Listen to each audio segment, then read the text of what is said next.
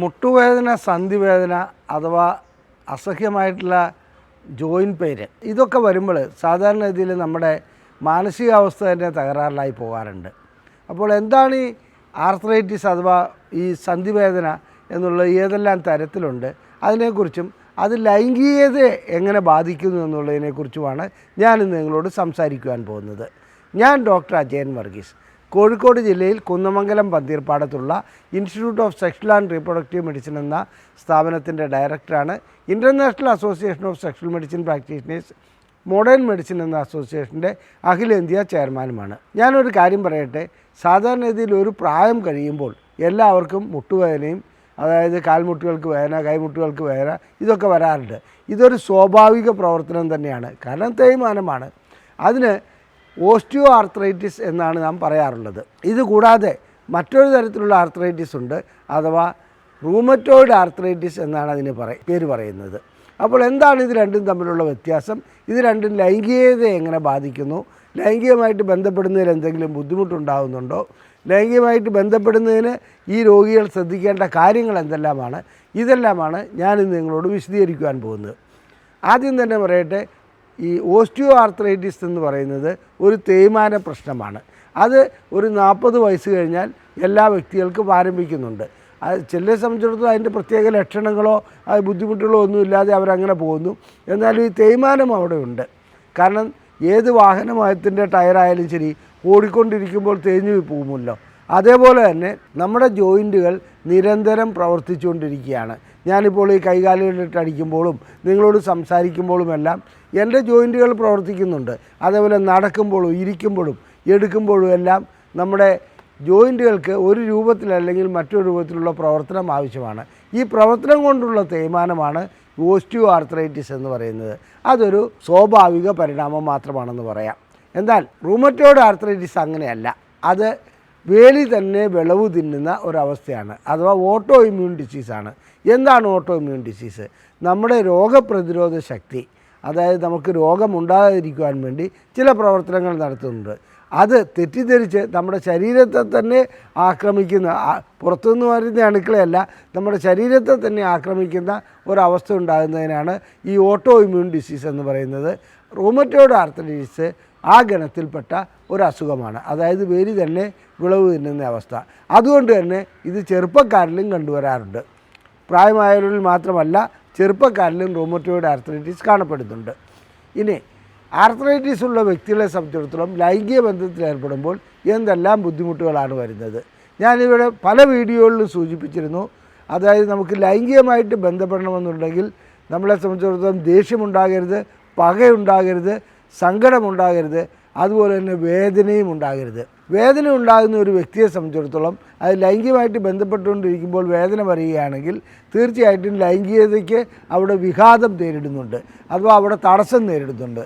അങ്ങനെ ലൈംഗികതയ്ക്ക് വിഘാതം നേരിടുകയാണെങ്കിൽ ഉദ്ധരിച്ച് നിൽക്കുന്ന ലിംഗം തളർന്നു പോകുന്നു.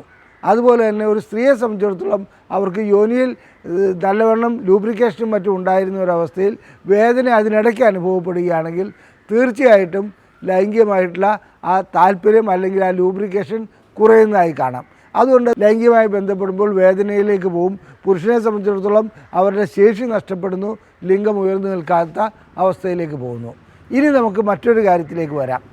ഇങ്ങനെയുള്ള വ്യക്തികൾക്ക് ലൈംഗികമായി ബന്ധപ്പെടുന്നതിന് ഏതെല്ലാം രൂപത്തിൽ, ഏതെല്ലാം കാര്യത്തിൽ അത് സാധിക്കുമെന്നുള്ളത്. അതിനു മുമ്പ് തന്നെ നാം മറ്റൊരു കാര്യം ആലോചിക്കേണ്ടതുണ്ട്. ഈ റൂമറ്റോയിഡ് ആർത്രൈറ്റിസ് അല്ലെങ്കിൽ ഓസ്റ്റിയോ ആർത്രൈറ്റിസ് അല്ലെങ്കിൽ ആർത്രൈറ്റിസിന് സന്ധിവേദനകൾക്ക് നൽകുന്ന ചികിത്സ വഴിക്ക് ഇതിനെ ലഘൂകരിച്ച് കൊണ്ടുവരാൻ കഴിയുമോ എന്നുള്ളത് തീർച്ചയായിട്ടും സാധിക്കും.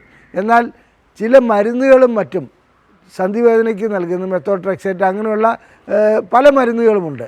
അത്തരം മരുന്നുകൾ നൽകിയാണ് അതിൻ്റെ പാർശ്വഫലമായി പോലും ലൈംഗിക ശേഷിക്കുറവ് അനുഭവപ്പെടുന്നുണ്ട്. അപ്പോൾ ഓസ്റ്റിയോ ആർത്രൈറ്റിസ് അല്ലെങ്കിൽ ഏതെങ്കിലും രൂപത്തിലുള്ള ആർത്രൈറ്റിസ് വരികയാണെങ്കിൽ റൂമറ്റോയിഡ് ആർത്രൈറ്റിസിനും മറ്റും നാം സാധാരണ സ്റ്റീറോയിഡ് ഉപയോഗിക്കേണ്ടി വരാറുണ്ട്, ആ രീതിയിലുള്ള മരുന്നുകൾ ഉപയോഗിക്കേണ്ടി വരാറുണ്ട്. അപ്പോൾ അതും ലൈംഗിക ശേഷിക്കുറവിനെ ബാധിക്കുന്നുണ്ട്. ചില മരുന്നുകൾ ഹോർമോണുകളിൽ വ്യതിയാനമുണ്ടാക്കുന്നു, ടെസ്റ്റോസ്റ്ററോണിൻ്റെ ലെവൽ കുറയ്ക്കുന്നു, അതുപോലെ തന്നെ ലൈംഗികമായിട്ടുള്ള താല്പര്യം ഇല്ലാണ്ടാക്കുന്ന പ്രൊലാക്റ്റിൻ ഹോർമോൺ ഉയർത്തുന്നു. ഇങ്ങനെയെല്ലാം ചില മരുന്നുകൾ ഇതിനകത്ത് ഈ ആർത്രൈറ്റിസിന്, അതായത് 2 രീതിയിലുള്ള ആർത്രൈറ്റിസിന് നൽകുന്ന മരുന്നുകളും അങ്ങനെ സംഭവിക്കാറുണ്ട്. അതുകൊണ്ട് ലൈംഗികമായിട്ടുള്ള ശേഷിക്കുറവ് ഉണ്ടാകാത്ത ഒരവസ്ഥ വരുന്നുണ്ട്. ഇതുകൂടാതെ തന്നെ റൂമറ്റോയ്ഡ് ആർത്രൈറ്റിസുമായിട്ട്, ഏത് രൂപത്തിലുള്ള ആർത്രൈറ്റിസാകട്ടെ, അത് ഞരമ്പുകളെ ബാധിക്കാറുണ്ട്, നേരിട്ടല്ലാതെ. അതുപോലെ തന്നെ രക്തക്കൊള്ളുകളെ ബ്ലോക്ക് ആക്കുന്നതിൽ ഇതിനോടനുബന്ധിച്ചുള്ള പ്രശ്നങ്ങളും ഘടകമായി മാറാറുണ്ട്. അതുകൊണ്ട് ലൈംഗിക ശേഷിക്കുറവ് എന്ന് പറയുന്നത് ലിംഗമുദ്ധരിച്ച് നിൽക്കണമെങ്കിൽ ഞാൻ പല വീഡിയോയിലും സൂചിപ്പിച്ചിട്ടുള്ളതുപോലെ ശരിയായ രക്തപ്രവാഹം ഉണ്ടാകണം, ഞരമ്പുകളുടെ പ്രവർത്തനം സുഗമമായിരിക്കണം, അതുപോലെ തന്നെ ഹോർമോണുകൾ ആവശ്യത്തിനുണ്ടാകേണ്ടതുണ്ട്. ഇത് റൂമറ്റോയ്ഡ് ആർത്രൈറ്റിസും ഓസ്റ്റിയോ ആർത്രൈറ്റിസും ഉണ്ടാകുന്ന വഴിക്ക് ഈ ലൈംഗികമായിട്ടുള്ള പ്രശ്നങ്ങളിൽ, അതായത് ശേഷിക്കുറവ് ഉണ്ടാക്കുന്നതിന് ഈ 3 ഘടകങ്ങളും കാരണമായി തീരാറുണ്ടെന്നുള്ളതും കൂടി ഇവിടെ സൂചിപ്പിച്ചുകൊള്ളട്ടെ. അപ്പോൾ ഇങ്ങനെയുള്ള വ്യക്തികളെ സംബന്ധിച്ച് ചികിത്സിക്കാതിരിക്കാൻ കഴിയില്ല. പക്ഷേ ചികിത്സിച്ചാൽ ഇത്തരം അനന്തരഫലങ്ങളുണ്ട്. എന്നിരുന്നാലും പൊതുവെയുള്ള റൂമറ്റോയ്ഡ് ആർത്രൈറ്റിസ് ചികിത്സിക്കുന്ന ഡോക്ടറുമായിട്ട് ഈ കാര്യങ്ങൾ ചർച്ച ചെയ്ത് അതിനൊരു പരിഹാരമുണ്ടാക്കാവുന്നേ ഉള്ളൂ. ലൈംഗിക ശേഷിക്കുറവ് അല്ലാതെ തന്നെ വരികയാണെങ്കിൽ സെക്സോളജിസ്റ്റിൻ്റെ സഹായം തേടേണ്ടതുമുണ്ട്. റൂമറ്റോയ്ഡ് ആർത്രൈറ്റിസിനോടനുബന്ധിച്ചുള്ള ലൈംഗിക ശേഷിക്കുറവിന് സെക്സോളജിസ്റ്റിന് പരിഹാരങ്ങൾ നിർദ്ദേശിക്കുവാനും ആ രീതിയിലുള്ള ചികിത്സ നൽകുവാനും കഴിയും. ഇനി ഏത് രീതിയിലുള്ള പൊസിഷനാണ് ലൈംഗികമായിട്ട് ബന്ധപ്പെടുമ്പോൾ റൂമറ്റോയ്ഡ് ആർത്രൈറ്റിസ് ഉള്ള വ്യക്തികൾ സ്വീകരിക്കേണ്ട, അല്ലെങ്കിൽ ഓസ്റ്റിയോ ആർത്രൈറ്റിസ് ഉള്ള വ്യക്തികൾ സ്വീകരിക്കേണ്ടതെന്ന് ഞാനിവിടെ സൂചിപ്പിക്കാം.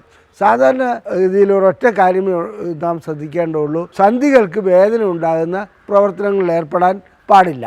എന്നാൽ ലൈംഗിക ബന്ധം സന്ധികൾക്ക് വേദനയില്ലാതെ എന്തെങ്കിലും സാധിക്കുന്ന കാര്യമാണോ? അഥവാ സന്ധികളുടെ പ്രവർത്തനമില്ലാതെ ലൈംഗിക ബന്ധം അത്ര എളുപ്പമല്ല.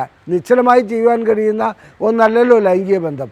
അപ്പോൾ ഇവിടെ നമുക്ക് സ്വീകരിക്കാൻ പറ്റുന്ന മാർഗം എന്താണെന്ന് വെച്ചാൽ, ഏത് സന്ധികൾക്കാണ് വേദന, കാൽമുട്ടുകൾക്കാണോ കൈമുട്ടുകൾക്കാണോ, അതിന് കൂടുതൽ, അതായത് പ്രവർത്തനം നൽകാതെ മറ്റു രീതിയിൽ ബന്ധപ്പെടുവാൻ കഴിയുമോ എന്നുള്ളതാണ് നോക്കേണ്ടത്. ഒരു കാര്യം പറയാം, സ്ത്രീക്കാണോ പുരുഷനാണോ ആർത്രൈറ്റിസ് ഉള്ളത്, അവരെ സംബന്ധിച്ചിടത്തോളം അവർ ആക്റ്റീവ് ആകാത്ത ഒരു ലൈംഗിക ബന്ധം നന്നായിരിക്കും.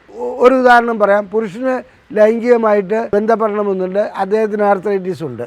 അങ്ങനെ ആർത്രൈറ്റിസ് ഉള്ള വ്യക്തിയെ സംബന്ധിച്ചിടത്തോളം അദ്ദേഹം വുമൺ ഓൺ ടോപ്പ് പൊസിഷനിൽ അദ്ദേഹം നിശ്ചലമായി കിടക്കുകയും സ്ത്രീ കാര്യങ്ങളിൽ ആക്റ്റീവായി പാർട്ടിസിപ്പേറ്റ് ചെയ്യുകയും ചെയ്യുന്നതാണ് നല്ലത്. നേരെ തിരിച്ചും അങ്ങനെ. അതുപോലെ തന്നെ സൈഡ് ടു സൈഡ് പൊസിഷനാണ് ഇവരെ സംബന്ധിച്ചിടത്തോളം കൂടുതലും നന്നാകുക. അതായത് സന്ധികളുടെ പ്രവർത്തനം കുറച്ച് കുറയുന്നല്ല, കുറച്ച് അതിനകത്ത് കൂടുതലായിട്ടുള്ള ആക്ടിവിറ്റി അതിനകത്ത് ആവശ്യമില്ലാതെ വരും. അപ്പോൾ റൂമറ്റോയ്ഡ് ആർത്രൈറ്റിസ് ഉള്ള വ്യക്തികൾ ലൈംഗികമായി ബന്ധപ്പെടുകയാണെങ്കിൽ ഏറ്റവും പ്രധാനമായി ശ്രദ്ധിക്കേണ്ടത് അവർക്ക് ലൈംഗിക ബന്ധം വഴിക്ക് വേദന വരരുതെന്നുള്ളതാണ്. വേദന വരികയാണെങ്കിൽ ലൈംഗികത ഇല്ലാണ്ടാവും. അതുകൊണ്ട് ആ രീതിയിലുള്ള പൊസിഷൻ ഏതാണോ അത് സ്വീകരിക്കുന്നതാണ് നല്ലത്. അതുകൂടാതെ റൂമറ്റോയ്ഡ് ആർത്രൈറ്റിസിനുള്ള ചികിത്സ വേണ്ട രീതിയിൽ തന്നെ തുടർന്നു പോകണം.